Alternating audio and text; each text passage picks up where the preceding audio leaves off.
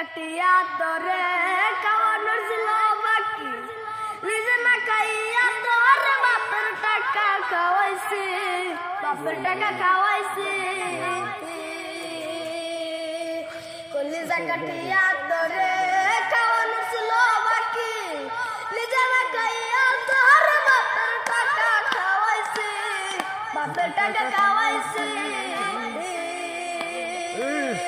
বাইরে দিত দৌড়ালে বাপে কত আরামি, মায়ে কত আরাম জাদা কোন গ্রামে তোর বাড়ি।